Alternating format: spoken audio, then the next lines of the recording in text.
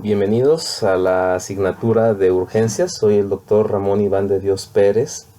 Soy médico urgenciólogo. Estoy asignado al área de urgencias del Hospital Valentín Gómez Farías. Soy maestro en gestión de salud y también me encuentro adscrito al Hospital de Especialidades Centro Médico Nacional de Occidente.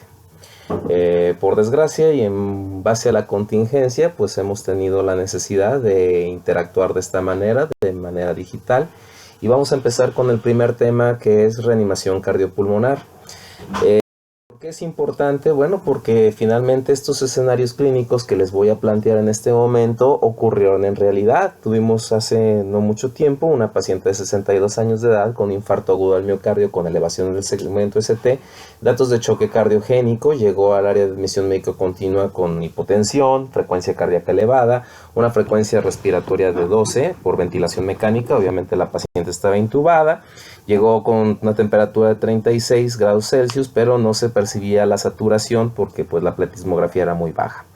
En eso se presentó al servicio de hemodinámica. Estructuralmente hemodinámica queda en el sótano del hospital, entonces cuando llevamos al paciente o a la paciente al cateterismo cardíaco, presenta paro cardiorrespiratorio dentro del elevador. Y esa sería la situación en la que nos encontramos con ese caso. También un paciente masculino de 66 años de edad que tenía antecedente de cáncer de próstata metastásico a hueso, el cual estando en su domicilio se dispara a sí mismo en un intento suicida y llega a nuestro hospital pues, con ventilación mecánica controlada, ya datos de disfunción de tallo, o sea muerte cerebral, y de manera súbita pues ya presenta una imagen de una línea isoeléctrica en el monitor y pues cuando checamos el pulso el paciente no tenía pulso. Esta es otra paciente, femenina de 86 años de edad, tenía diagnóstico de un glioblastoma multiforme, la estaba viendo el servicio de radiooncología, estaba esperando su tratamiento paliativo de radioterapia en la sala de espera del control 8, ahí les convulsiona, también, por cierto, radioterapia está en el sótano, la llevan al área de urgencias y cuando llegan nosotros con urgencias, pues la paciente ya no tenía pulso. Y el último, un paciente joven, 32 años, había estado intubado hacía 2 años en una terapia intensiva por un estatus asmático, eso le dejó como consecuencia una estenosis traqueal y lo subieron a piso de angiología porque iban a hacerle una traqueoplastía. Pero durante la guardia nocturna, la familiar sale corriendo al pasillo gritando por ayuda, la enfermera encuentra al paciente que no responde, busca al médico residente de angiología, pero no lo encuentran porque él había salido a una interconsulta al hospital de Gine. Para ubicarlos un poquito, el hospital de Gine pues es un edificio que queda completamente a la otra cuadra del hospital de especialidades y pues obviamente en este turno nocturno no hay médico adscrito. De aquí surgen algunas preguntas que sí son importantes tratar de contestar. La primera de ellas es, bueno, ¿quién debe iniciar la reanimación? Si vieron, pues una paciente estaba en el elevador, otro paciente pues se disparó a sí mismo, estaba en el área de urgencias, otra pues la trasladaron del servicio de radiooncología y otra paciente pues estaba en el piso y no había médico, ¿no? ¿En cuál sí debemos de dar reanimación? Si a todos los vamos a dar reanimación. Si el hecho de que ya estuvieran dentro del hospital automáticamente nos exime de dar reanimación de soporte vital avanzado, ya no tenemos que dar la básica. Y si encontrar una línea isoeléctrica, pues eso es asistolia o no es asistolia o es otra cosa. Y si los pacientes con enfermedad terminal, como el paciente que tiene cáncer metastásico o la paciente con glioblastoma multiforme, pues realmente ameritan reanimación, ¿no? Si no hay médico, pues ya no se hace reanimación, eso es más que suficiente para eximirnos de hacer algún tipo de resucitación. Y bueno, pues básicamente esas preguntas pues, se van a contestar con el resto de la plática, solamente un poco de contexto histórico para entender que la resucitación cardiopulmonar no es algo que tenga muchísimo tiempo, es algo relativamente reciente. Si hablamos de los antecedentes históricos de la resucitación, en 1740 la Academia de Ciencias de París pues ya había recomendado la respiración de boca a boca para víctimas de ahogamiento. Hay que recordar que la ciudad de París se encuentra adentro en las inmediaciones del río Sena y había muchos ahogamientos, ya sea por suicidios o homicidios en esa área.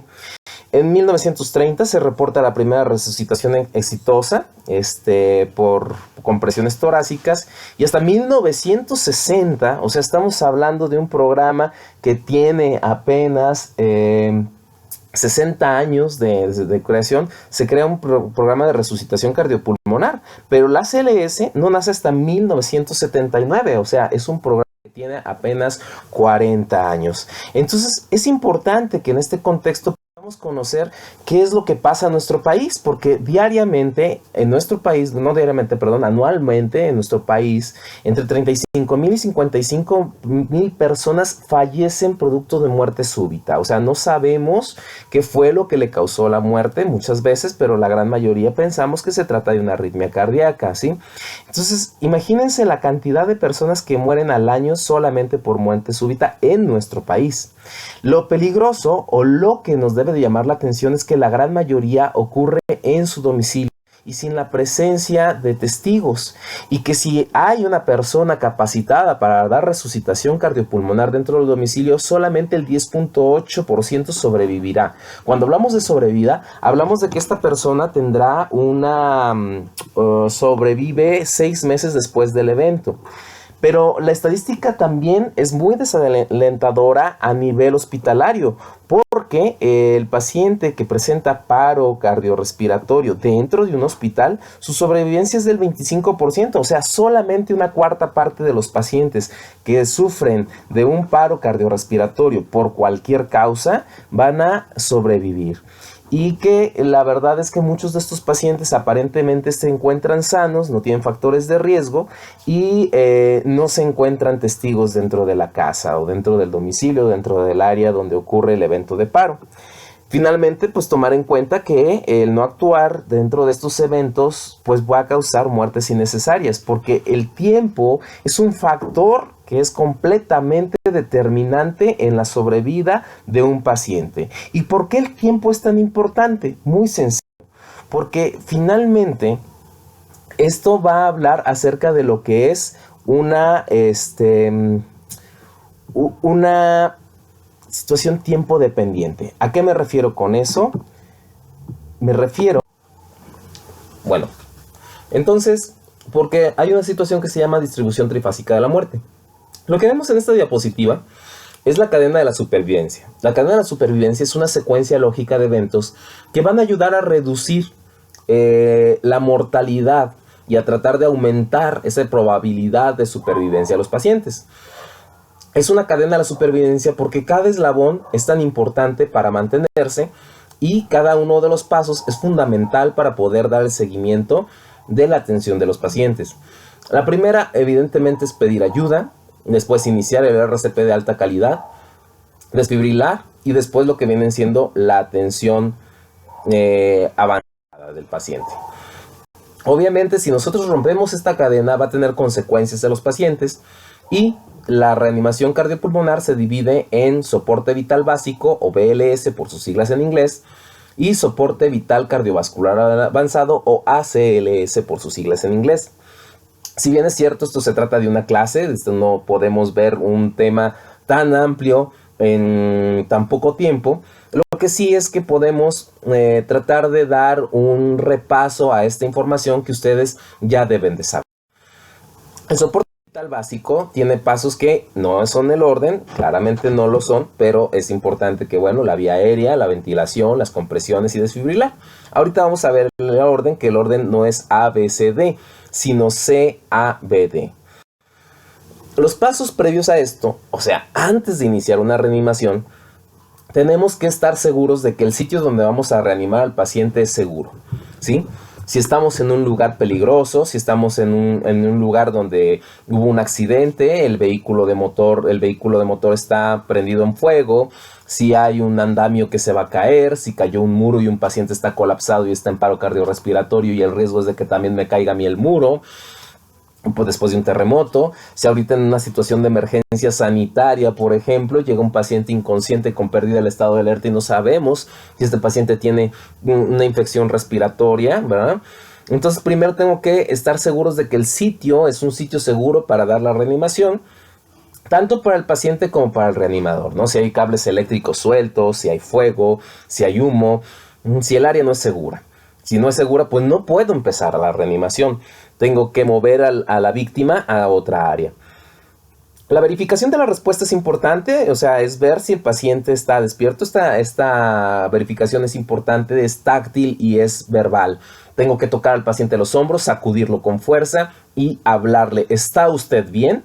Si no contesta, entonces el paciente tiene un problema. Yo no lo sé. Yo no sé si el paciente está en paro. Yo no sé si el paciente está intoxicado por alcohol. Yo no sé si el paciente tiene un evento vascular cerebral hemorrágico.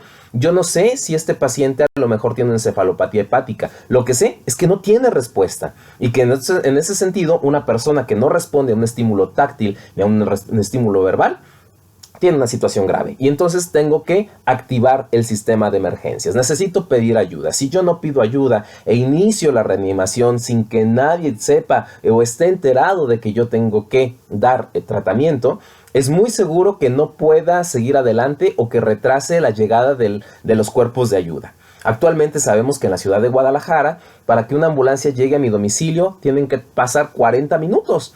Entonces, si yo me retraso en llamar al 911, si yo me retraso en pedir la ayuda en la vía pública, si yo me retraso en solicitar la asistencia, pues me voy a cansar muy rápido, no voy a dar una reanimación adecuada y para cuando me acuerde de pedir la ayuda, probablemente pase más tiempo para que llegue la ambulancia. Entonces es importante la activación del sistema de emergencia. Esto es con comunicación efectiva y asertiva. Tengo que darle indicación a las personas que estén alrededor. Voy a decirle tú, el de la camisa morada, el de la camisa verde, el de los lentes, el que sea, y lo vas a apuntar con la mano. Y vas a verificar que te esté escuchando y le vas a decir, llama al 911, pide una ambulancia y trae un desfibrilador cuando estemos en alguno de los edificios cardioprotegidos. De acuerdo a la legislación del estado de Jalisco, una ley de protección civil y los esfuerzos de SAMU, tenemos algunos edificios que se llaman edificios cardioprotegidos. Son lugares donde se cuenta con monitor desfibrilador, un desfibrilador externo que puede servir para tratar a los pacientes de colapso cardiovascular. Por ejemplo, saben que en la avenida Chapultepec hay uno de estos dispositivos. En el aeropuerto, en lo que viene siendo la Cámara de Comercio, varios edificios de gobierno ya tienen o ya cuentan con un desfibrilador externo automático. Y obviamente, en la medida de lo posible, pues las medidas de protección universal, ¿no? Que sobre todo en esta época creo que es importante recalcarlo, ¿no? El uso de guantes, el tener una mascarilla o una tienda facial para evitar el contacto con pacientes. Porque bueno, pues si a lo mejor un paciente tuvo una defunción, bueno, cae en paro por coronavirus y ustedes le dan respiración de boca a boca, bueno, pues básicamente estamos poniéndonos en peligro, ¿no? Entonces esa parte es fundamental. ¿Qué sucede? ¿Cuál es el orden? Ya lo dijimos, ya no es ABC, es CAB. A partir del 2015, cada 5 años hay una revisión de las guías de reanimación. A partir de este año seguramente van a haber novedades. Todavía estamos trabajando con las guías del 2015, pero es muy probable que ahorita en 2020, para finales de año, si es que sobrevivimos todos a este año, pues entonces vaya a haber unas nuevas guías para la resucitación cardiopulmonar. ¿Por qué CAB? ¿Por qué no ABC? Precisamente porque la gran mayoría de los pacientes que caen en paro es por una arritmia letal. O sea, es un colapso circulatorio. Y por lo tanto, el darle prioridad a las compresiones puede ser la diferencia entre la vida y la muerte. Ahora bien, ¿por qué? Por esto que les comentaba hace unos minutos, la distribución trifásica de la muerte. En la muerte, digámoslo así, el evento de paro cardiorrespiratorio tiene 3 fases. La fase eléctrica, que son los primeros 4 a 5 minutos por fibrilación ventricular. Y en ese momento tenemos una oportunidad de oro, porque en ese momento todavía hay fosfatos de alta energía y entonces el corazón todavía tiene suficiente energía, suficiente oxigenación para poder revertir una arritmia letal. Sin embargo, pasados esos 4 o 5 minutos, o sea, a partir del 5º al 10º minuto, entramos en una fase que se llama hemodinámica, donde entonces nuestro cuerpo, por la falta de oxígeno, pero aún así con la necesidad de generar energía, entra al ciclo anaerobio, lo que va a dar como resultado una acidosis láctica, por la naturaleza misma del ciclo de producción de energía. Sin embargo, en estos pacientes puede tener una fibrilación ventricular persistente todavía, y todavía el paciente tiene probabilidades de salir de paro. ¿Qué sucede aquí? Está demostrado que por cada minuto que pasa, las probabilidades de supervivencia de este paciente disminuyen 10%. Entonces, 10 minutos pues, es igual a 100% de mortalidad. Que es un poco discutible esta estadística. Porque bueno, pues obviamente pacientes jóvenes, pacientes que a lo mejor fueron por una electrocución, pacientes que fueron por hipotermia, sumersión, inmersión en agua, probablemente tengan más probabilidades. O sea, mucho depende del tipo de patología. Y la fase metabólica, que es definida como aquella que ya lleva más de 10 minutos, la verdad es que es un ritmo generalmente de muy poca o nula supervivencia. O sea, después de los 10 minutos, la verdad es que las chances son mínimas, a excepción de estos casos que ya mencioné. En los pacientes, obviamente, es súper importante, ¿sí?, las compresiones torácicas. ¿Por qué? Porque luego de repente a veces nos retrasamos, estamos tratando de pedir ayuda, estamos viendo, comprobando si de verdad tiene pulso o no tiene pulso, y como que sí le siento y como que no le siento, y como que a lo mejor sí, a lo mejor no, y entonces tenemos esa situación que nos lleva a un punto de incertidumbre, y sí es importante que podamos definirlo correctamente. Por eso se elimina algunas cosas, como puede ser lo que era antes el veo, escucho, siento. Ahorita lo que es verifico el pulso carotidio por más de 5 segundos y menos de 10 segundos. ¿Y por qué el pulso carotidio? Porque es el más cercano al corazón, porque es el que es más fácil de palpar.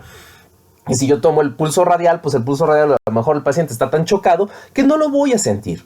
¿Sí? Entonces el pulso carotidio es fácil de acceder porque de lo único que tenemos que hacer es tocarnos nuestra manzana de Adán, irnos hacia el lado derecho y tocar el músculo esternocleidomastoideo, y por debajo del músculo esternocleidomastoideo a nivel del cartílago tiroides, ahí se encuentra básicamente la arteria carotidia, y ahí podemos localizar. Si ustedes hacen en este momento ese, vamos a decirlo, ejercicio, podrán localizarlo fácilmente, ¿no? Entonces, teniendo esta sensibilidad, ¿sí? Si yo digo, se siente, pues entonces tiene pulso, ¿no? Si tiene pulso, pues bueno, entonces ya no está respirando y ya veo qué está pasando.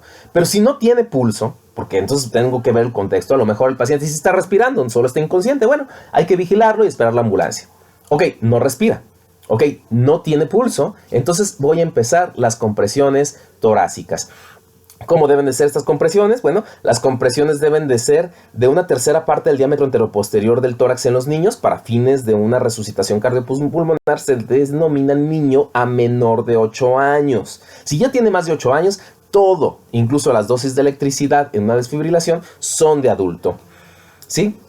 Y si fuera un adulto, bueno, pues el adulto tiene que ser una profundidad de 5 centímetros. Siempre he tenido un poco de discusión en este sentido porque nadie de nosotros tenemos una regla en las manos para saber si son 5 centímetros. E incluso la American Heart dice que si son más de 6 centímetros o 6 centímetros, ya estamos causando daño al paciente. Entonces es un poco difícil poder determinar qué tan profundo es profundo. Y si es muy poco, entonces no es efectivo. Pero si es muy profundo, entonces puedo causar daño al paciente. La relación de estas compresiones deben de ser de manera inicial 30 por 2 por 5. 30 compresiones, 2 ventilaciones, 5 ciclos. ¿Qué es eso? Entonces voy a colocar mis manos en el pecho del paciente a nivel de las tetillas.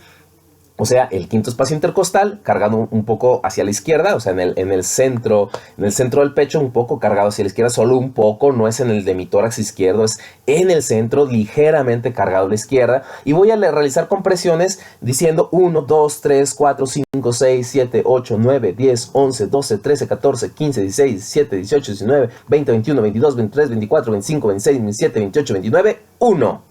Y ahí voy a dar 2 ventilaciones. 1, 2. Y luego 1, 2, 3, 4, 5, 6, 7, 8, 9, 10, 11, 12, 13, 14, 15, 16, 17, 18, 19, 20, 21, 22, 23, 24, 25, 26, 27, 28, 29, 2. 1, 2. 28, 29, 3. 1, 2. 28, 29, 4. 1, 2. 28, 29, 5. 1, 2. Y a partir de ahí reevalúo el pulso de mi paciente. Obviamente, esta velocidad tiene que ser a más de 100 latidos por minuto, o sea, entre 100 y 120 latidos por minuto, por eso es 1, 2, 3, 4, 5, 6, o sea, es rápido, ¿sí? Y cualquier pausa debe reducirse, o sea, en lo que yo doy la ventilación, veo que se dan las ventilaciones y reinicio las compresiones. No voy a hacer pausas, no debo de hacer pausas, y cualquier pausa que sea debe de ser lo más corta posible. Por eso el pulso se mide entre 5 y 10 segundos, o sea, yo por eso les digo 7, eso es el punto medio, ¿no? O sea, no más de 7 segundos para cualquier pausa que vayamos a hacer. Y obviamente las compresiones que son de una profundidad mayor de 6 centímetros, como consecuencia fracturas o no permitir el rellenado de los ventrículos de sangre. Recuerden que lo que estamos haciendo es bombear la sangre que no puede bombear el paciente. En cuanto a la vía aérea, es importante la apertura de la vía aérea. Muchas veces ocurre la pregunta que dicen, bueno, este paciente tiene una trauma de tórax, un trauma de cráneo, se cayó de 1 metro, o 2 metros o 3 metros de altura, no lo sé, puede tener una lesión cervical. Pues, ¿qué creen? Apertura de la vía aérea con técnica no invasiva, hiperextensión del cuello. Pero que si la fractura del cuello, bueno, ¿qué puede pasar? ¿Que se muera más? O sea, el paciente ya está muerto, el paciente está en paro para fines prácticos. Necesitamos abrir la vía aérea, porque en un momento de paro se pierde el tono muscular de la lengua y la lengua se va hacia la parte de atrás, y esto ocasiona una obstrucción de la vía aérea y el paciente va a dejar de respirar. ¿Qué necesitamos hacer? La apertura. Lo único que tenemos que hacer es la elevación del mentón, la elevación de la cabeza para alinear los ejes orofaringio, laringofaringio y el rinofaringio, lo cual va a permitir la apertura de la vía aérea. Ahora bien, ¿qué quitamos? Lo de veo, escucho, siento, porque muchas veces era como que, bueno, como que se escucha respirar, como que no lo siento, y eso eran pausas que eran completamente innecesarias. Actualmente las recomendaciones son, le voy a dar 2 ventilaciones, cada una debe durar 1 segundo, y verificar que se expanda la caja torácica, ¿no? Porque si yo le doy las ventilaciones pero no entra el aire, bueno, puede haber una obstrucción por un cuerpo extraño. Una de las partes importantes es recordar que nosotros normalmente en el medio ambiente estamos respirando una fracción inspirada de oxígeno del 21%, o sea, de todo el aire que respiramos, solamente 21% es oxígeno. El resto pues son dióxido de carbono, gases nobles, nitrógeno, etcétera. Cuando yo le estoy dando respiraciones de boca a boca al paciente, le estoy dando mi exhalación y por lo tanto no le estoy dando un 21% de oxígeno. Si bien nos va, le estoy dando entre un 16 y un 19% de oxígeno. Entonces, por lo tanto, también es importante que estas ventilaciones sean efectivas. Como siempre, hay que tratar de buscar métodos de barrera, que son como estas válvulas unidireccionales, donde básicamente la válvula que podemos ver en la imagen superior del lado izquierdo es una mascarilla que tiene una válvula donde vamos a soplar, pero la exhalación del paciente no regresa hacia mi boca, la exhalación sale por los lados y eso me protege a mí. Pero cuando no tengamos otra opción, bueno, pues tenemos que dar la ventilación de boca a boca, cubriendo la nariz del paciente, cubriendo con nuestra boca la boca del paciente y verificando con nuestros ojos la expansión del tórax, como se puede ver en la imagen del lado derecho. Como siempre, pues es importante que tengamos medidas de seguridad. Y si yo no quiero hacer esto, puedo utilizar el hands only, del cual vamos a platicar más adelante. El uso de la bolsa válvula mascarilla, es importante utilizar la técnica S, como pueden ver en la imagen. La E está formada por los 3 dedos, el dedo medio, el dedo anular y el dedo meñique, que van a sujetar la mandíbula de la persona, y la C está hecha con mi dedo índice y con mi dedo pulgar de mi mano dominante, o sea, si soy zurdo, pues mi mano izquierda, si soy diestro, pues mi mano derecha, y eso va a hacer que haga un sello hermético con la cara del paciente. Porque si yo no hago el sello hermético, cuando yo dé la inhalación de mi paciente, toda va a salir por los lados de la mascarilla y entonces no le va a servir absolutamente de nada. Los desfibriladores externos automáticos son dispositivos que administran una descarga eléctrica de forma automática. Ellos, al ser automáticos, pues evidentemente detectan la arritmia. No es necesario que yo vea la arritmia, no es necesario que yo tome decisiones, porque básicamente el aparato las va a tomar por mí. Y es un aparato que, como lo digo, cualquiera puede utilizar, ¿sí? ¿Cómo lo voy a poner y cuándo lo voy a poner? Si el paro fue presenciado, o sea, yo vi colapsar a la persona, en cuanto llega el desfibrilador se lo pongo. ¿Por qué? Por lo que estábamos platicando anteriormente de la distribución trifásica de la muerte. Y entonces yo sé que estoy dentro de esos primeros minutos y que tengo oportunidad de revertir una arritmia. Pero si el paro no fue presenciado, o sea, yo llegaba, iba pasando y encontré a esa persona tirada en el piso, entonces tendré que terminar el ciclo completo de las compresiones. Cuando el aparato me diga que yo descargue, después de cada descarga voy a tener que seguir dando compresiones torácicas. 30 por 2 por 5. E incluso el aparato a los 2 minutos después de haber dado la descarga me dirá que pare las compresiones y revisará nuevamente el ritmo. Estos aparatos, ¿sí?, son, como lo pueden ver, aparatos electrónicos que tienen unos parches. Cuando yo abro el estuche voy a presionar el botón pues 1, porque es lo primero que hay que hacer y pues, se va a encender. Y me va a dar las primeras instrucciones que dirá: coloque los cables al monitor. Coloque los cables al monitor. Coloque los cables al monitor. ¿Y qué creen? No va a dejar de decir eso hasta que ¿qué? Pues hasta que coloque los cables al monitor. Así de sencillo. Entonces pues coloco los cables, lo conecto. Y luego dirá: adhiera los parches al paciente. Y así sucesivamente hasta que pues adhiera los parches al paciente. Como pueden ver, incluso los parches están señalizados de dónde deben de colocarse. O sea, tienen una flecha roja, tienen un círculo y dicen: este va en esta parte y este va a estar en otra parte, ¿no? Entonces, no hay manera de perderse. Y una vez que lo coloco, el aparato me va a decir: no toque al paciente, analizando ritmo. ¿Y qué voy a hacer? Pues no tocar al paciente y dejar que el aparato analice el ritmo. Y finalmente el aparato me dirá: se recomienda una descarga o no se recomienda una descarga. Y si no se recomienda una descarga, pues voy a tener que seguir dando compresiones porque este paciente seguramente está o en asistolia o en actividad eléctrica sin pulso, o a lo mejor ya tiene pulso, ¿sí? O si me dice que sí necesita una descarga, seguramente está en fibrilación ventricular o taquicardia ventricular. ¿Qué situaciones especiales debemos de considerar en estos casos? La primera, si el paciente es portador de marcapaso, tengo que mantener el parche del desfibrilador lejos del aparato de marcapaso. Si el paciente tiene el tórax muy peludo, muy velludo, ¿sí?, no lo puedo rasurar, no voy a ir a pedir un rastrillo, no voy a arrancarle los pelitos, pelito por pelito. Lo que voy a hacer es que normalmente estos equipos vienen con 2 pares de parches. Entonces voy a agarrar uno de los pares de parches, lo voy a colocar sobre el pecho y lo voy a depilar, lo voy a jalar para depilar al paciente, ¿sí? Y ya después utilizo pues el otro par de parches nuevos, ¿no?, para poder utilizar en el paciente. Otra consideración: aquellos pacientes que fueron por sumersión, que fueron en inmersión, tengo que tener el tórax completamente seco para que la descarga eléctrica se transmita a través del paciente y no a través del agua. Recuerden que la energía eléctrica siempre buscará la ruta más corta del punto A al punto B. Entonces, si el tórax está mojado, va a viajar a través del agua y no a través del paciente. Hay que recordar que la desfibrilación, su mecanismo de acción es la despolarización de todo el corazón. Todos hemos tenido una computadora que se ha trabado en algún momento de su vida. Y se les trabó la computadora, ¿y ahora qué voy a hacer? Entonces, bueno, lo que hacemos es, la voy a reiniciar.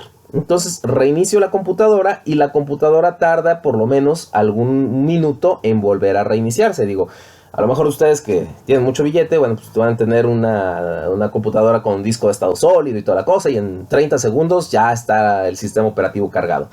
Pero pues el corazón es igual, el corazón por más bueno que tenga, pues va a tardar 1 o 2 minutos en volver a generar un esfuerzo cardíaco correcto. Por lo tanto, aunque yo ya haya desfibrilado a mi paciente, debo de darle 2 minutos de reanimación cardiopulmonar. Esto es un concepto que se llama corazón aturdido. Es un corazón que después de una descarga eléctrica se encuentra aturdido y aunque ya rompió la arritmia, no genera compresiones, no era un bombeo adecuado de la sangre, un gasto cardíaco adecuado, ni una fracción de expulsión suficiente. Esta es la versión que se llama solo manos. La versión solo manos es, por ejemplo, si a mí, en lo personal, me da asco o no quiero por una situación religiosa personal, la situación que ustedes quieran, ¿no? Ahorita que el coronavirus, lo que ustedes quieran, yo no le quiero dar respiración de boca a boca. Vale, no pasa nada. Pero sí darle compresiones, por lo menos tenemos que darle compresiones, tenemos que brindarle alguna oportunidad. Si por alguna razón tú no quieres, bueno, dale compresiones únicamente y con eso hasta que llegue los servicios de emergencias. Bueno, aquí pueden ver el algoritmo, ¿sí? Que ese, bueno, lo van a ver un poquito con más calma. La presentación se las voy a dejar también para que ustedes la tengan dentro de la misma plataforma. En este video pues únicamente vamos a estar trabajando esta parte. Por el momento va a ser todo. Vamos a seguir en el siguiente video. Vamos a hacer la presentación de lo que viene siendo la parte 2, que es el soporte vital avanzado. Y bueno, pues así vamos a estar trabajando para que puedan seguir teniendo sus clases, aunque sea de esta manera. Nos vemos en el siguiente video y bueno, pues vamos a seguir con la parte avanzada.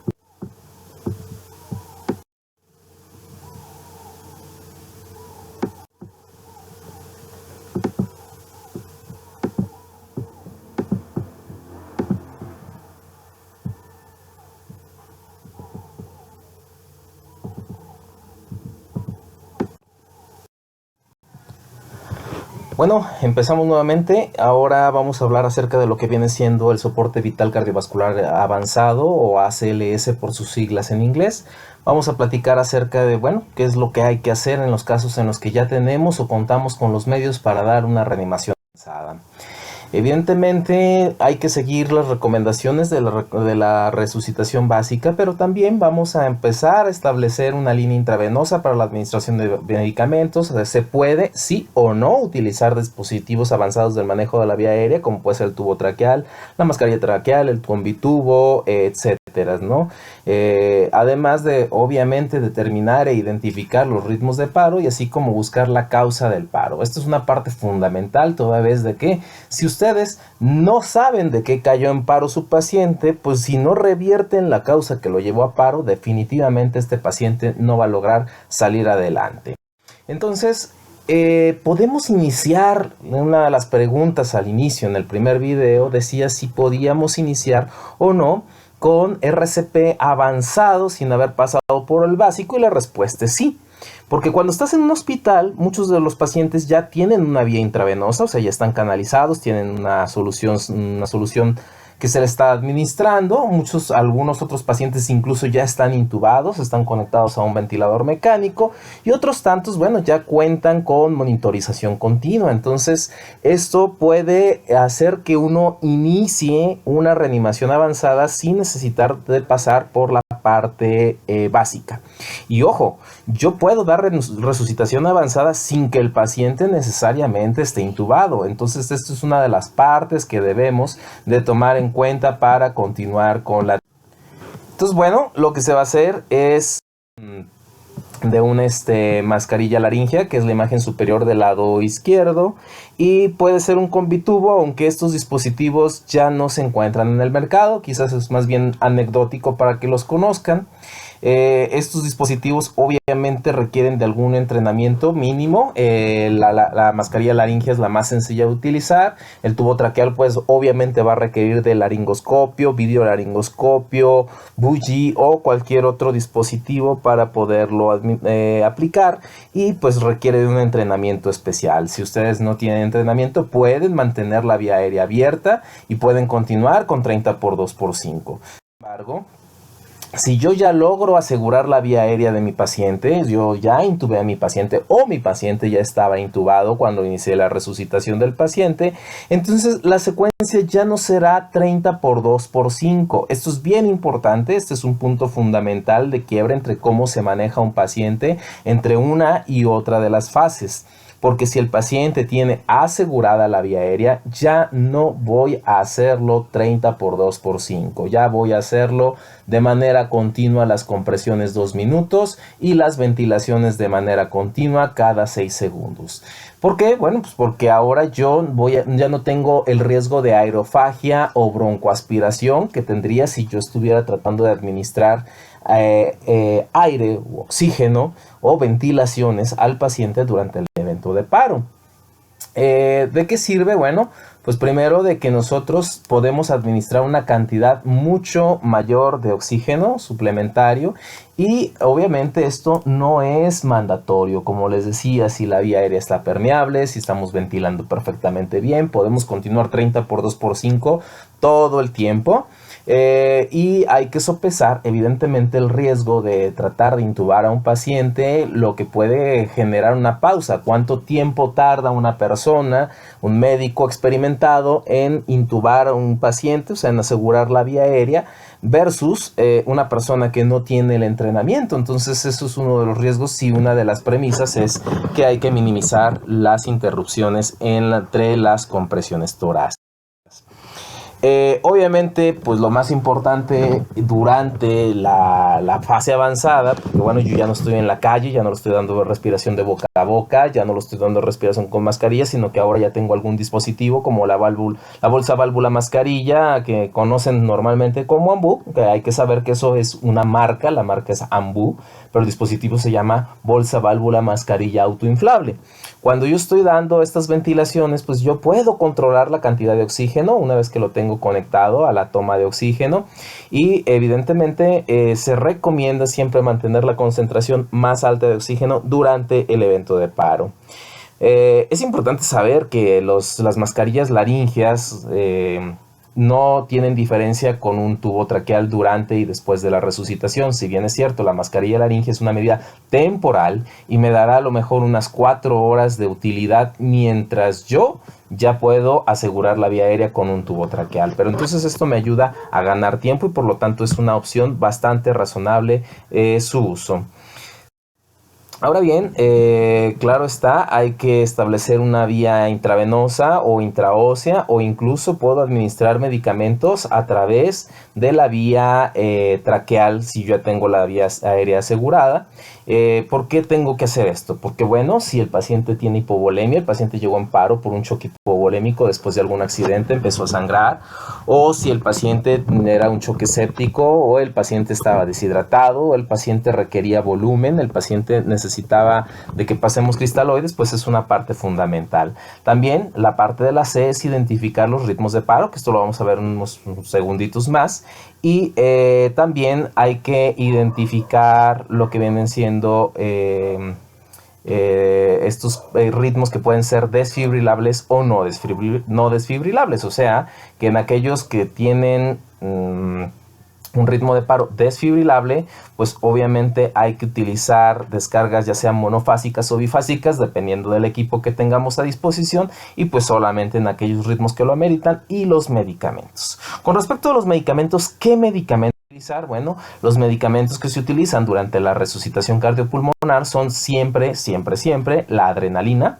Este se utiliza a dosis de 1 miligramo que se va a administrar ya sea intravenoso, intraóseo o intratraqueal cada 3 a 5 minutos. Hay que tomar en consideración que si yo no logré obtener una vía intravenosa permeable, pero sí tengo intubado al paciente, la vía intratraqueal es razonable, pero debe de utilizarse una dosis de 1.5 a 2 veces la dosis habitual, debido a que la farmacocinética y la farmacodinamia de los medicamentos intratraqueales es un poquito desconocida, digámoslo así. También se puede utilizar amiodarona. La amiodarona es un antiarrítmico. Esta se debe de utilizar 150 miligramos IV y se pasa más o menos en 10 minutos y tiene indicaciones muy claras. O sea, solo cuando el paciente tiene un evento de taquicardia ventricular o fibrilación ventricular refractaria a descargas. ¿Qué significa? Que yo ya di una descarga, no dimos 2 minutos, después de esos 2 minutos el paciente persiste con la arritmia, doy otra descarga, doy otros 2 minutos y cuando yo vuelvo a ver el monitor, el paciente continúa con la misma arritmia cardíaca. Entonces esto lo que va a hacer es demostrar que necesito utilizar también algún antiarrítmico. Cuando no tenga amiodarona, porque este es un medicamento que habitualmente no hay en todas las unidades de salud, generalmente pues sí en los hospitales grandes, en los hospitales privados, en los hospitales de segundo y tercer nivel, es más frecuentemente encontrarlo. Sin embargo, en las unidades pequeñas, comunidades de primer nivel, centros de salud, puestos de socorro, no se cuenta con este medicamento, pero sí hay un medicamento con el que se cuenta ampliamente y es la lidocaína. La lidocaína es un medicamento que es un estabilizador de la membrana, lo utilizamos normalmente como un anestésico local, pero también tiene un efecto a nivel del tejido cardíaco en el caso de las arritmias y por lo tanto también se puede utilizar en lugar de la amiodarona, aunque evidentemente es preferible utilizar la amiodarona. La lidocaína se utiliza a dosis de 1 a 1.5 miligramos por kilo, también puede ser intravenoso, intraóseo o intratraqueal. En cuanto a la lidocaína, recordar que la lidocaína viene en presentaciones de lidocaína simple y lidocaína compuesta con epinefrina. Debemos utilizar la presentación simple, y la presentación simple viene el 10 o al 20%. O sea, esto significa que tiene 20 miligramos por mililitro o 10 miligramos por mililitro según la presentación, y por lo tanto una persona de 70 kilos aproximadamente pues va a requerir 7 mililitros del que está al 10%, o la lidocaína simple al 20%, pues entonces van a ser 3.5 mililitros, ¿no? Ese se pasa en bolo, y obviamente uno de los riesgos de la lidocaína es que puede causar la arritmia que trata, o sea, la taquicardia ventricular que estamos tratando con lidocaína también puede ser ocasionada si administramos lidocaína en un paciente sano. El sulfato de magnesio tiene una indicación muy clara, puede ser intravenoso o intraóseo, y eso es para la torsión de puntas, de la cual vamos a hablar más adelante. Y el bicarbonato de sodio, es importante que sepamos que no tiene una indicación absoluta en todos los eventos de paro. El bicarbonato de sodio, recuerden que si se utiliza, es un medicamento de riesgo, es un medicamento que puede causar alcalosis metabólica, una hipernatremia, edema cerebral, causa disociación de la curva de, un movimiento de la curva de disociación del oxígeno a la hemoglobina, y también pues puede causar más daño que bien. Por lo tanto, debe estar muy bien indicado. ¿Cuáles son esas indicaciones famosas? Bueno, la primera es cuando el paciente tenga un evento de paro de más de 10 minutos, o sea, un evento de paro prolongado, o cuando se sospeche que el paciente tiene acidosis o que tiene hipercalemia. Estas serían las 3 indicaciones para administrar bicarbonato de manera empírica durante cardiorrespiratorio. Bueno, pues también los protocolos farmacológicos, ya no utilizamos atropina, la atropina solamente para la bradicardia con pulso, el paciente consciente. El uso de ya no está recomendado. También el uso de la vasopresina se quita porque, bueno, al final de cuentas es muy costosa, y no había una diferencia entre el uso de adrenalina y vasopresina. Y obviamente no se recomienda el sulfato de magnesio para la fibrilación ventricular o taquicardia ventricular de manera rutinaria. El sulfato de magnesio es cuando se identifica una torsión de puntas. ¿Qué hay respecto a los esteroides? Pues por desgracia la American Heart Association no tiene una postura firme o clara acerca del uso de esteroides. Nos comenta que pues no hay evidencia para su uso, pero pues que igual si la queremos usar, pues la podemos utilizar. O sea, en realidad no nos deja en el terreno de pues sí, pero no, pero quién sabe, ¿no? Ahora, en cuanto a los ritmos de paro, es muy sencillo. Tenemos solamente 4 ritmos de paro. 2 son desfibrilables y 2 son no desfibrilables. Tenemos actividad eléctrica sin pulso, fibrilación ventricular, taquicardia ventricular y asistolia. En cuanto a los ritmos no desfibrilables, o sea, con estos ritmos no vamos a utilizar un desfibrilador para dar una descarga eléctrica. Van a ser el primero, que es asistolia. Como pueden ver en la imagen, se trata de una línea isoeléctrica, una línea en la cual pues no se mueve nada. Pero ojo, esto es bien importante. La asistolia no es solamente ver esta línea. Tenemos que hacer un protocolo durante el evento de reanimación en cuestión de segundos para determinar si verdaderamente esto es una asistolia o no. ¿Y qué es eso de el protocolo de línea isoeléctrica que pueden ustedes leer en la parte inferior del lado derecho? Bueno, muy sencillo. Lo que vamos a hacer es, vamos a verificar que el desfibrilador esté encendido, vamos a verificar que el desfibrilador se encuentre en modalidad de palas, vamos a asegurarnos de que las palas estén conectadas al equipo de desfibrilador. De verdad, a veces parece algo muy sencillo, como muchas veces cuando llamamos al servicio al cliente de algún electrónico, y lo primero que nos pregunta el técnico es, ¿verdaderamente me está conectado? ¿No? Y de repente uno piensa que pues están insultando nuestra inteligencia, pero en realidad no, en realidad a veces son cosas tan sencillas las cuales no nos fijamos y terminamos dándonos cuenta que, bueno, pues ni siquiera habíamos enchufado el equipo, ¿no? Pues aquí es igual, está conectado, tiene batería, está prendido, está en modo de palas, las palas están conectadas al monitor, aumento la ganancia del monitor para que las imágenes estén más grandes. Y voy a cambiar las derivaciones. Si recuerdan, bueno, pues el eje cardíaco normal va de arriba hacia abajo, de derecha a izquierda y de atrás hacia adelante. Cuando yo pongo las palas de un desfibrilador, yo pongo tiene un letrero que dice esternón, que se pone para esternal del lado derecho, y otro que dice apex, que se pone en el quinto espacio intercostal, línea axilar anterior, simulando del triángulo de Einthoven la derivación de 2, donde va de arriba hacia abajo y de derecha hacia izquierda. Y si recuerdan, pues yo puedo hacer un D1 solamente subiendo la pala hacia el hombro del paciente, hacia el hombro izquierdo, y ya tengo una derivación que va de derecha a izquierda. Y si bajo la del esternón, la pongo justamente en el ápice, pues estoy haciendo una derivación de 3. Entonces, una vez que hago un triángulo de Einthoven completo con las palas y en todas las derivaciones veo una línea isoeléctrica y ya verifiqué que sí está bien conectado el desfibrilador, pues entonces sí es una asistolia verdadera. Y ahí, pues bueno, el tratamiento siguen siendo compresiones, medicamentos, adrenalina cada 3 a 5 minutos y reevaluar una y otra vez. En cuanto a la actividad eléctrica sin pulso, como pueden ver, aquí podemos observar 3 diferentes ritmos. Es muy difícil porque la actividad eléctrica sin pulso, como su nombre lo indica, es una actividad eléctrica, pero pues no tiene pulso, ¿verdad? Y esto puede generar una situación que nos complique mucho la atención de los pacientes, porque nosotros podemos ver un ritmo completamente normal, como en la imagen superior, podemos ver una bradicardia sinusal, como en medio, podemos ver una imagen de un bloqueo de rama izquierda, como en la tercera imagen, pero en realidad no hay pulso, el paciente no está latiendo su corazón, aunque en el monitor o en el desfibrilador veamos imágenes. Por eso debemos corroborar si hay presencia o no de pulso a nivel carotídeo. Esto anteriormente se llamaba disociación electromecánica. Aquí podemos ver otros ejemplos donde vemos un ritmo nodal, son unos complejos anchos, no hay presencia de onda P, y en la última imagen, pues una imagen del signo de la bandera que se ve en los pacientes con infarto agudo del miocardio, ¿no? Entonces, esto que vemos es una actividad eléctrica, es un ritmo organizado, pero no tiene pulso y requiere de reanimación cardiopulmonar. En cuanto a los ritmos desfibrilados, tenemos obviamente 2, que son la fibrilación ventricular, perdón ahí sin pulso, porque bueno, pues toda la fibrilación ventricular es sin pulso, y la taquicardia ventricular sin pulso.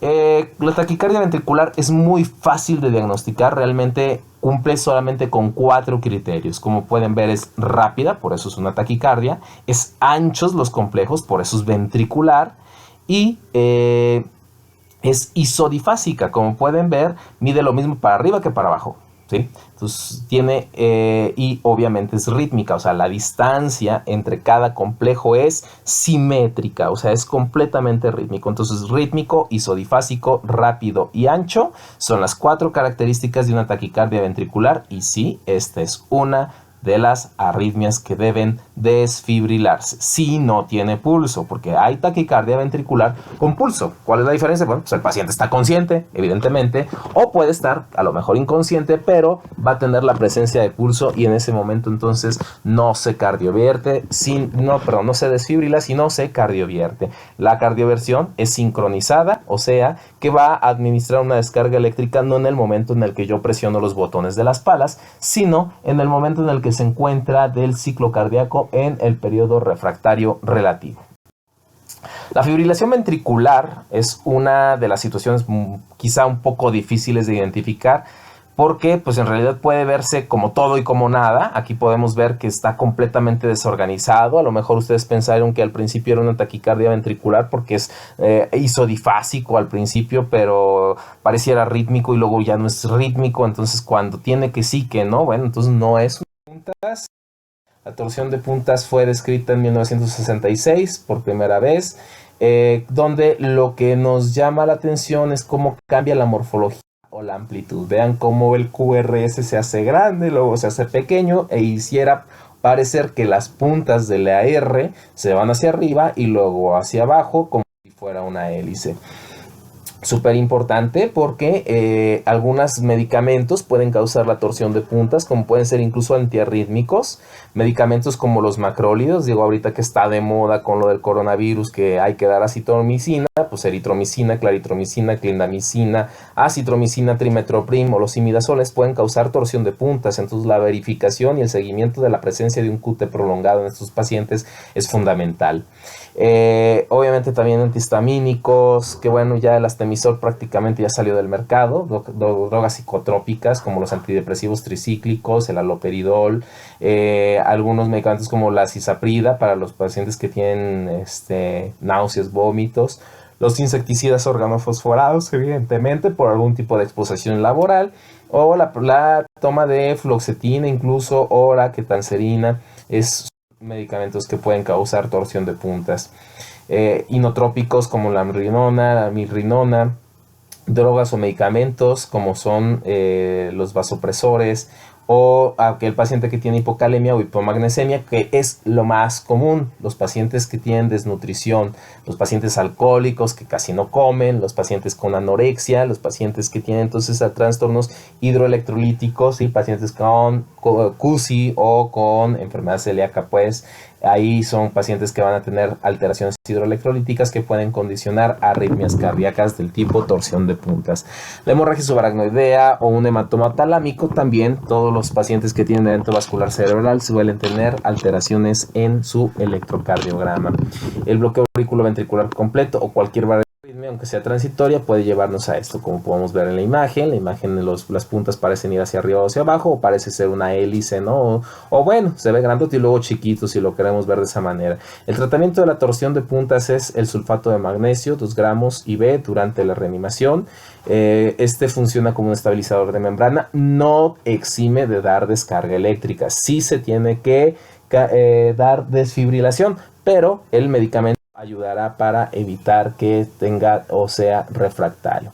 Ahora que vamos a desfibrilar, ¿cómo lo vamos a hacer? Muy bien, bueno, vamos a retirar cualquier parche de medicamento transdérmico en la piel del tórax del paciente. Se va a colocar el gel conductor o solución salina sobre las palas del paciente. Obviamente no alcohol o jalea lubricante. La jalea lubricante disminuye la conducción eléctrica. El alcohol puede generar una chispa y generar una flama de color azul. Y si no tenemos pues gel conductor especial, podemos utilizar solución salina y bueno, pues es una opción razonable, aunque no lo mejor. Se va a cargar a 360 joules en los equipos monofásicos y de 120 a 200 joules o el máximo que el fabricante de los equipos bifásicos permita. Ya hay algunos equipos de energía bifásica que dan 360 joules, así que pues básicamente denle a todo, al máximo de la energía eléctrica. Durante los primeros 3 pasos, obviamente, pues en lo que yo estoy sacando, poniéndole jalea y cargando y todo esto, pues genera tiempo, que es una pausa. Yo durante ese tiempo no puedo dejar de dar compresiones, o sea, tiene que estar alguien dando compresiones mientras yo estoy preparando toda la parte que corresponde para un paciente. Entonces voy a colocar las palas, y si ya habíamos comentado en la primera parte que si yo no tengo regla en mis manos para saber que tengo unas compresiones de 5 centímetros, pues mucho menos tengo una báscula para saber que estoy generando una presión de 15 libras sobre el tórax del paciente. Pero básicamente lo que se trata es mantener una presión constante sobre el esternón del paciente. Si el paciente tiene un marcapaso, o sea un abultamiento en el tórax anterior, entonces hay que mantenernos alejados por lo menos de 3 a 5 centímetros de donde se encuentra colocado el marcapaso del paciente, y voy a notificar a todo el equipo. Cuando digo yo voy, atención, voy a desfibrilar, yo estoy fuera y no toque, yo estoy solamente tocando las palas, no estoy tocando al paciente, no toco la cama del paciente ni estoy en contacto con el paciente. Tú estás fuera y veo a quien se encuentra en la vía aérea, que ya no esté dando ventilaciones, que no esté tocando al paciente, y todos fuera, notifico. Y verifico que todas las personas a mi alrededor, en el área de los pies, en el área de enfrente, ya no estén tocando al paciente. Entonces, atención, voy a desfibrilar, yo estoy fuera, tú estás fuera, todos fuera. Y descargo, presiono las 2 botones de descarga que se encuentran en las palas e inmediatamente después voy a iniciar nuevamente compresiones torácicas. O sea, no me voy a quedar ahí, no me voy a quedar ahí a ver si ya salió, no salió, si la arritmia funcionó, no funcionó, no. Voy a dar compresiones por lo que habíamos comentado, corazón aturdido. Y obviamente la D, ¿sí?, que es el diagnóstico diferencial. Tratar de determinar la causa, qué llevó a paro a este paciente, y para eso están las 5 H's y las 5 T's, ¿verdad?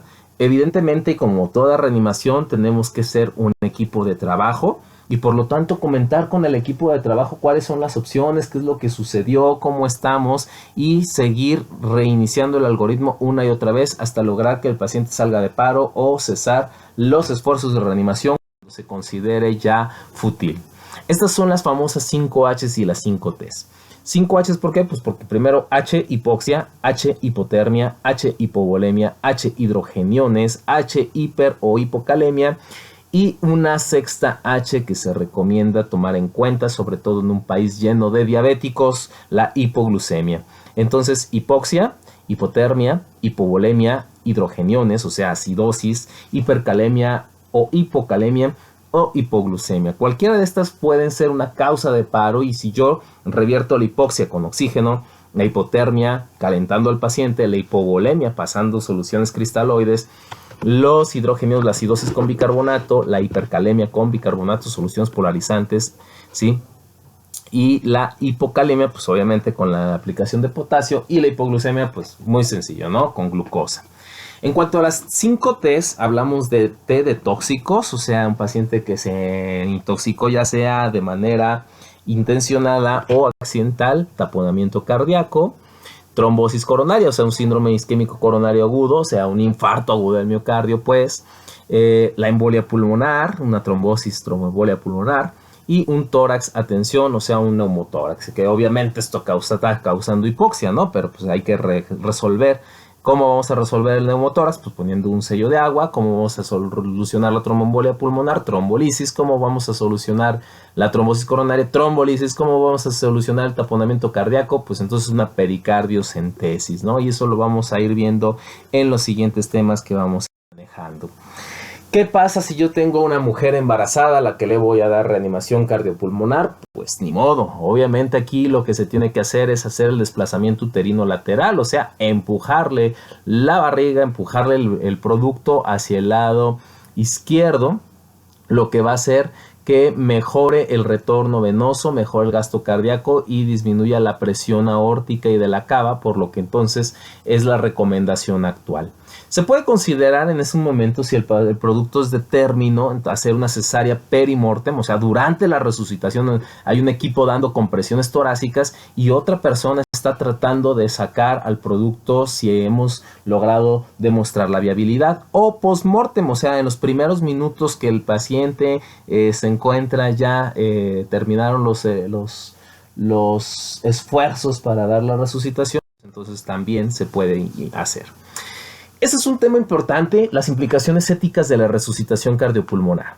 ¿Por qué? Porque muchas veces creemos que estamos 100% obligados y bueno, tenemos que tomar en cuenta varias cosas. Imagínense que se encuentran en el bosque con otra persona, no tienen señal de celular para pedir ayuda, la persona cae en paro y ustedes empiezan a dar resucitación cardiopulmonar. ¿Por cuánto tiempo lo van a hacer? ¿Por 2 horas? ¿Van a estar ahí tratando de dar compresiones? O sea, la verdad en estos casos es, pues voy a dar compresiones hasta que me canse. Y una vez que me canse, ya no sirve de nada porque yo ya no puedo dar más compresiones porque todas estas compresiones son inefectivas, ¿no? Cuando, por ejemplo, se ponga en peligro la vida de la persona que va a ser el resucitador, o sea, si hay cables de electricidad, estamos en un incendio y yo no puedo sacar a la víctima que se encuentra ahí en el piso, bueno, pues ni modo, o sea, tampoco se trata de arriesgar nuestras vidas para salvar otras. Y también cuando haya signos obvios de irreversibilidad, no es broma, así lo pone la American Heart, sé que suena pues chistoso, pero no lo es. Bueno, pues dice rigor mortis, pues evidentemente, livideces cadavéricas, pues decapitación, ya me imagino resucitando a un decapitado, ¿verdad? O descomposición, pues a menos que querramos tener ahí algún zombie, pero de manera natural, pues no vamos a hacer ningún tipo de maniobras. Cuando exista esta orden de no reanimar, que tenemos ya en lo que viene siendo la ley del Distrito Federal, la ley de voluntad adelantada, donde dicen, pues, ¿sabes qué? Si yo caigo en paro, no me intuben, no me den resucitación, déjenme morir así, déjenme en paz, quiero conservar la dignidad de mi cuerpo, y ese es un derecho fundamental que tiene todo paciente de decidir sobre su salud. Y cuando tengamos un paciente con enfermedad terminal avanzada, si recuerdan al principio, hablamos de 2 pacientes, uno de ellos se dio un balazo y tenía cáncer de próstata con metástasis, y la otra tenía un glioblastoma multiforme metastásico que pues obviamente estaba en terapia, radioterapia paliativa, ¿no? Entonces, bueno, ¿qué le vas a hacer? ¿Lo sacas de paro? Con eso le vas a quitar el cáncer, con eso le vas a quitar la enfermedad terminal avanzada. Pues en realidad no estamos haciendo ningún beneficio, sino por el contrario. Estás resucitando una persona para que siga teniendo su enfermedad de base, que pues obviamente lo va a llevar tarde o temprano a la muerte. Y este tema, que es la reanimación presenciada por el familiar, es súper importante. Muchas veces tenemos miedo y queremos sacar a los familiares y sálgase y espéranos allá afuera y no sé.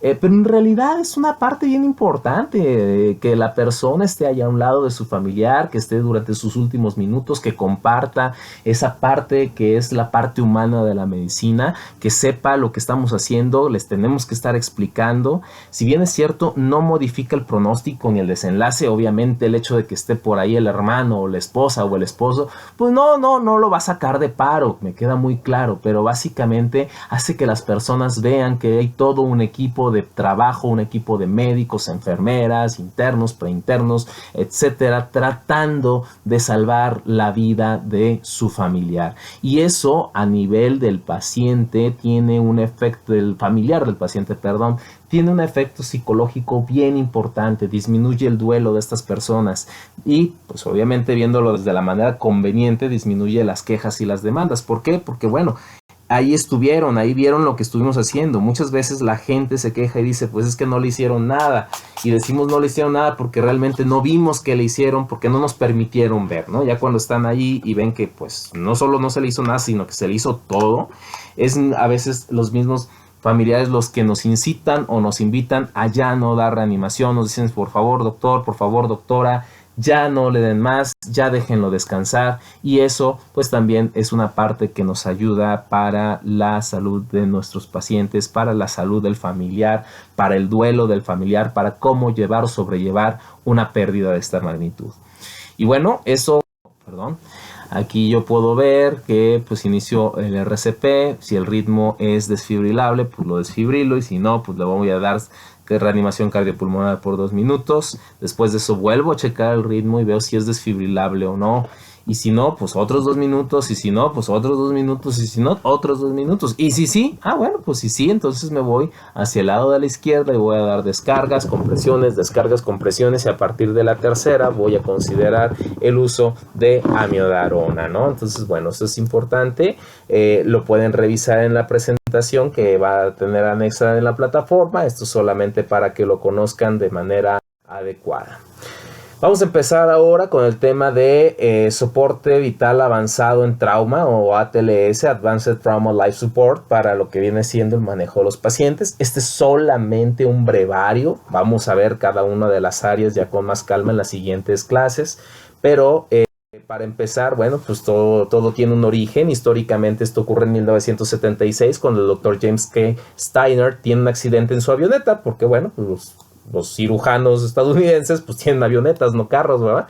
Entonces iba en su avioneta con su familia y cae en un campo de maíz de Nebraska, accidentándose. Su esposa muere en el accidente, pero sus hijos sufren heridas graves. Él puede salir de la avioneta, sale a la carretera a buscar ayuda, pero pues los encuentran, los llevan al hospital más cercano, que es un hospital de una comunidad, y el doctor pues se da cuenta que se retrasó muchísimo la atención, que pues fue de plano pues insuficiente o inadecuada esa misma atención, porque no había una capacitación adecuada del personal, y pues entonces él se acerca a su academia, la Academia Nacional o la Academia Americana de Cirugía, por eso la ATLS lo avala la Academia Americana de Cirugía, no los traumatólogos, sino los cirujanos, porque él se acerca a su gremio y les dice, ¿saben qué? Tenemos que hacer un protocolo, tenemos que hacer una manera en la cual podemos salvar la vida de las personas que sufren un trauma.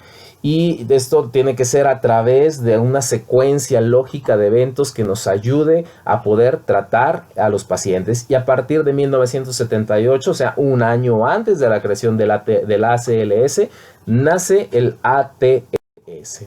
Y bueno, pues obviamente, como les digo, no es otra cosa sino más que una secuencia lógica de eventos que nos va a dar la pauta de cómo atender a un paciente traumatizado y con este orden poder reducir la mortalidad o las secuelas de los pacientes que sufren algún evento traumático.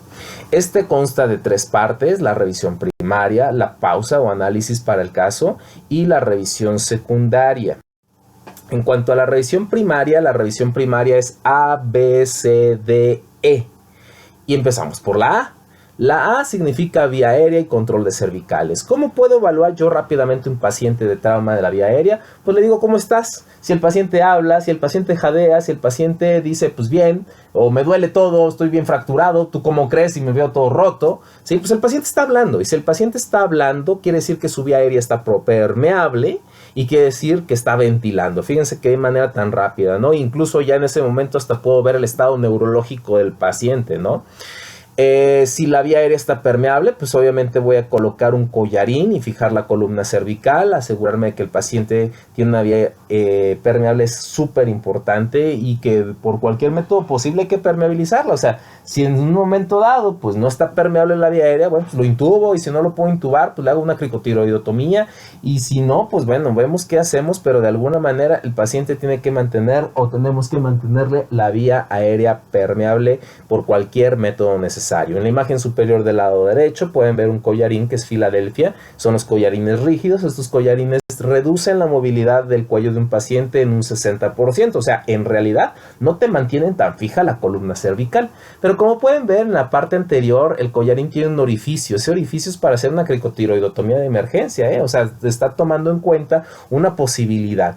Y en la parte inferior pueden ver esos colchones que sujetan a la cabeza del paciente, que disminuyen por lo menos otro 30% la movilidad. O sea, el paciente puede estar casi en un 80 a 90% de asegurada la columna cervical, porque bueno, pues un paciente de trauma puede tener algún trauma de la columna cervical, y aquí sí tenemos que tener mucho cuidado siempre y cuando el paciente pues esté consciente y no requiera algún otro tratamiento. En cuanto a la ventilación, que lo vamos a ver con más calma cuando veamos trauma de tórax, pues vamos a ver que tenga el paciente una ventilación adecuada, que el paciente no tenga cualquiera de las lesiones que pudieran ser un neumotórax, tensión, neumotórax abierto, hemotórax masivo, lesión que penetra el mediastino, lesión del árbol traqueobronquial, ruptura traumática de la aorta, contusión pulmonar, contusión miocárdica, tórax inestable. Entonces, cualquiera de este tipo de lesiones, pues hay que tener muchísimo cuidado, ¿no? Hay que empezarlas y tratarlas de manera inmediata. Eso lo vamos a ver cuando veamos el capítulo de trauma de tórax, solamente para que sepan que, bueno, el siguiente paso en este orden es, bueno, si tiene la vía aérea permeable, pues hay que ver que está ventilando. Y en cuanto a la circulación, es circulación y control de la hemorragia. Evidentemente, si es una situación muy lógica, yo veo al paciente tirado en el piso, está sangrando a chorros, pues voy a ponerle la mano en el sangrado y luego le voy a preguntar cómo está, ¿no? Voy a ver la vía aérea después. Esto no es una receta de cocina, hay que tener sentido común también. Si el paciente está sangrando mucho, le pongo la mano, contengo el sangrado y después veo ABCD, ¿verdad? En este caso de la C, bueno, pues controlar la hemorragia mediante empaquetamiento, compresión, torniquete, lo que haya que hacer. Y la resucitación hídrica con cristaloides, pasar cristaloides, solución Hartmann, calientes a 40 grados por cada una de las extremidades. Vamos a pasar 1 litro de solución por cada brazo. Estas soluciones tienen que estar calientes para evitar la hipotermia. Es súper importante mantener la temperatura de los pacientes, y si yo tengo un paciente que está chocado, entonces ya tiene hipovolemia y luego le pongo una solución cristaloide, se la pongo fría y además le doy hipotermia, pues ahí hay dos de las H que acabamos de analizar, ¿verdad? Hipovolemia e hipotermia, y seguramente también hipoxemia. O sea, solamente por no hacer las cosas bien le estoy regalando otra H al paciente. Entonces tratar de mantener la perfusión tisular, si hay que transfundir, pues transfundir, si hay que poner coloides, pues coloides, y obviamente tratar el taponamiento cardíaco. En cuanto a la D, que es el déficit neurológico, se utiliza la escala de coma de Glasgow. Recuerden que la escala de coma de Glasgow tiene un puntaje máximo de 15 y un mínimo de 3. Un paciente que se encuentra pues en el peor de los estados pues va a tener 3. No existe el Glasgow de 2, no existe el Glasgow de 1. Eso es bien importante porque de repente pues sí hay gente que dice que Glasgow de 2, pues dices, bueno, pues eso no existe, ¿verdad? Pero importante saber que cuando yo estoy evaluando el estado neurológico de mi paciente y tiene una escala de coma de Glasgow de 8 o menos, hay que intubar. ¿Cómo voy a ver la escala de coma de Glasgow? Bueno, pues ocular, verbal y motor. 4 de ocular, 5 de verbal, 6 de motor. 4, 5, 6. De arriba hacia abajo. En ese orden sabemos que el puntaje máximo será 4, 5 y 6. 4 en apertura ocular si es que está espontánea, o sea, el paciente está consciente. 3 si hay que hacerlo al estímulo nocioceptivo, ya sea verbal. ¿Sí? O 2, si el paciente no abre los ojos más que al estímulo nocioceptivo doloroso, o sea, le causa un estímulo doloroso y pues ahora sí ya abre los ojos. Y 1, si de plano no abre los ojos ni aunque le cause dolor. Hay que causar estímulo nocioceptivo doloroso en lo que viene siendo en el orificio glabelar, o sea, si ustedes tocan el borde de su ceja, de cualquier lado, derecha o izquierda, en el centro encontrarán una pequeña depresión. Si ustedes la presionan cada vez más fuerte, notarán que les está causando dolor. Y eso es lo que tenemos que hacer. O vamos a hacerlo también presionando el trapecio de cualquier lado. Sujetamos el músculo trapecio y lo apretamos cada vez más y más y más. Y eso genera dolor. Nada más, no se debe de ensañar con el esternón del paciente, que he visto que algunos médicos llegan y le causan dolor en el esternón. Otras personas agarran los pezones de los pacientes y los giran. Cualquiera de esas dos técnicas violenta los derechos humanos de las personas, por lo tanto no deben utilizarse para una revisión médica de estímulo nocioceptivo doloroso. En cuanto a la respuesta verbal, tenemos que hacer, si el paciente está orientado, sabe lo que le pasó, pues sí, estaba en el carro, se me atravesó, choqué y pues aquí ando, ¿no? Bueno, pues el paciente está completamente orientado. Ese le voy a dar 5 puntos, pero si el paciente está confuso, como el clásico paciente que tiene un poquito de amnesia retrógrada y que llega y te dice, ay, ¿qué me pasó? ¿Qué me pasó? No, pues chocaste y estás en el hospital. Ah, ok. Ya lo estás llevando a la tomografía. Oye, ¿qué me pasó? ¿Qué me pasó? No, pues chocaste y estás aquí en el hospital. Ah, muy bien. Ya le terminaste de tomar la tomografía, el paciente otra vez ya está preguntando lo mismo, está confundido. Bueno, pues ahí le vamos a dar 4 puntos. Si la respuesta verbal es inapropiada, o sea, el paciente está diciendo incoherencias, está pues gritándole a sus familiares muertos, qué sé yo, en ese caso le vamos a dar solamente 3 puntos.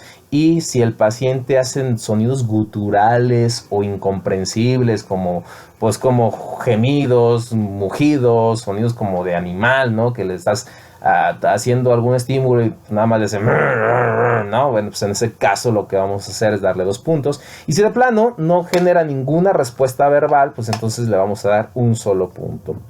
Para la respuesta motora, pues si el paciente obedece comandos, yo le digo, ¿sabes qué? Pues dame la mano derecha. Si no me la da porque está fracturada, pues obviamente es porque está fracturada y trae dolor, ¿no? Hay que tener sentido común. Si el paciente obedece los comandos en la medida de lo que sus lesiones le permitan, bueno, pues le vamos a dar 6 puntos. Si el paciente ya no está consciente y yo le genero un estímulo doloroso y localiza dónde está, o sea, con su mano busca para quitar mi mano de su ojo o de su trapecio, pues evidentemente yo le voy a dar 5 puntos. Si en lugar de eso lo único que hace es como quitar la cara o quitar el hombro, tratar de quitarse de ahí, entonces le voy a dar 4 puntos porque está retirándose al dolor. Y si el paciente presenta flexión anormal, o sea, una rotación de los puños hacia adentro, eso es una etapa de decorticación. y si los hacía hacia afuera, pues una etapa de descerebración, ¿verdad? Y si de plano pues no hace ningún tipo de respuesta, entonces está en un solo punto. Entonces en estos casos, cuando tengamos una escala de coma de Glasgow de 8 menos, pues le vamos a intubar al paciente. Hay que asegurar la vía aérea. La exposición, también es súper importante exponer al paciente. El movimiento en bloque es importantísimo, hay que desnudar al paciente. Si bien es cierto, esto es un riesgo de hipotermia para el paciente, tenemos que exponerlo. ¿Por qué? Porque a lo mejor nos llega el paramédico, nos dice que esta persona chocó en su vehículo, que perdió el control y se estampó contra una barra de contención, contra un muro, contra una pared, o se volcó, lo que ustedes quieran. Y a la hora de desnudar al paciente, pues resulta que trae unos balazos por la espalda, ¿no? Entonces, pues en realidad le dieron unos balazos, eso hace que pierda el control y eso lo hizo chocar, no otra cosa, ¿no? Entonces la exposición de los pacientes es importante porque nos ayuda a identificar lesiones que no necesariamente podemos ver a simple vista. Hay que desnudar al paciente, hay que moverlo en bloque, hay que checar la espalda, hay que checar el frente y en la búsqueda de cualquier otro tipo de lesión y obviamente tratar de evitar la hipotermia. Finalmente se tiene que hacer una pausa para el análisis del caso, la toma de auxiliares de diagnóstico, cruces de sangre, interconsultas, tomografías, radiografías, pruebas cruzadas, etc. En ese momento yo voy a mandar a mi paciente una tomografía, lo voy a mandar un eco, lo voy a mandar una radiografía, etc. Y una vez que regrese, entonces voy a hacer la reevaluación. ¿Por qué? Porque si a lo mejor intubé a mi paciente y lo llevé al tomógrafo y regresa y pues en el camino se le salió el tubo, pues se nos va a morir de hipoxia porque no nos fijamos que el paciente en el movimiento del punto A al punto B de la sala de urgencias al tomógrafo pudo haber sido extubado y viceversa, del tomógrafo de regreso a urgencias. Si a lo mejor no estaba intubado, pero cuando regresa, ahora el paciente presenta dificultad respiratoria importante, sangrado por la cara, pues a lo mejor pues ya ahora sí hay que intubarlo, ¿no? Entonces sí reevaluar a ese paciente, reevaluar y mantener. Lo mismo con la ventilación, a lo mejor no se escuchaba tan mal, respiraba bien, lo llevas a radiografía y bolas, o sea, cuando te regresa el paciente te regresa todo morado, hipoxémico, porque estaba en un neumotórax y ahora es un neumotórax masivo, ¿verdad? Por ejemplo eso, o el neumotórax se vuelve un neumotórax a tensión, o el paciente traía alguna pieza dental que se le va al área aérea y trae una obstrucción por cuerpo extraño. En cuanto a la circulación, pues seguir con el control de la hemorragia, la administración de coloides, hemoderivados, o sea, sangre, plasma, plaquetas, usar desmopresina, utilizar factor 8 factor 7, perdón, de la coagulación, utilizar también algún equipo para que deje de sangrar como QuikClot, ¿sí? Puede ser razonable y claro, pues descartar abdomen agudo, ¿no? Porque pues ahí el paciente puede requerir atención. Esta en la D, que es diagnóstico diferencial, pues lo que vamos a hacer es buscar y seguir con el déficit neurológico. Vamos a ver de nuevo escala de coma de Glasgow, porque a lo mejor cuando llegó tenía 13 y ahorita que regresa pues ya trae 10 y al ratito ya trae 8, Entonces tenemos que reevaluar, porque en algún momento puede necesitar intubación. La historia amplia en realidad es un acrónimo. La A es de alergias, buscar si el paciente tiene algún tipo de alergia. La M de los medicamentos que normalmente está tomando. La P, patologías que tiene, diabetes, hipertensión, hipotiroidismo, etc. La LI, que son libaciones, que no es otra cosa más que los últimos alimentos. Y la A, que es el ambiente y los hechos relacionados con el trauma. O sea, no es lo mismo si me llega un paciente que tuvo un accidente en una motocicleta, que dio 3 vueltas y que salió eyectado de la motocicleta, que a lo mejor una persona que iba en un vehículo de motor y tuvo un choque posterior, ¿no? Obviamente la severidad será mayor en el paciente de motocicleta, y si no llevaba casco, si el paciente que estaba en carro entró el motor hacia la cabina, si hubo muertos, si hubo volcadura, o sea, todo este tipo de cosas o hechos relacionados con el trauma son importantes de. Y pues sin duda la exploración física detallada, aunque no lo crean, el tacto rectal está completamente indicado, porque qué tal si este paciente tiene una lesión medular, ¿sí? Cuando tú haces se debe hacer el tacto rectal, porque cuando se hace un tacto rectal podemos ver el músculo del esfínter que se va a colapsar. Podemos hacer el tacto del periné y va a haber una elevación de los testículos, y si esto no se presenta, entonces podríamos sospechar en una lesión medular, que de repente es lo último que pensamos, ¿no? Estamos tan enfocados en el ABCDE que no nos fijamos que a lo mejor este paciente tiene una fractura en alguno de sus dedos, fractura en la muñeca, que tiene a lo mejor una lesión de médula espinal y está parapléjico, y eso no lo revisamos. Entonces sí es importante hacer la revisión completa. Es importante que sepan que existen otros cursos como el APLS, el PALS, que es para pediátricos, el BHLS y el AHLS, que son para intoxicaciones, el ABLS para quemados, PHTLS para médicos, el NRP para recién nacidos, el FENIX para situaciones de manejo de medicina táctica, ¿no? Entre otros como el FAST, FOCUS, etcétera. Bueno, aquí terminamos lo que viene siendo la primera clase. Solamente esto es la primera clase. Vamos a estar trabajando cada semana. Yo espero que la próxima clase veamos un par de temas más. Por lo pronto vamos a terminar con esto. La presentación queda en PowerPoint para que la puedan revisar con calma. Recuerden que pues de todo lo que va a ser los exámenes los vamos a manejar de esta manera, de manera pues en línea, va a ser dentro de la plataforma, y las preguntas pues todo va a ser sacado de tanto los videos como las clases como el material complementario. Entonces bueno, con esto concluimos, nos vemos en la siguiente clase, saludos.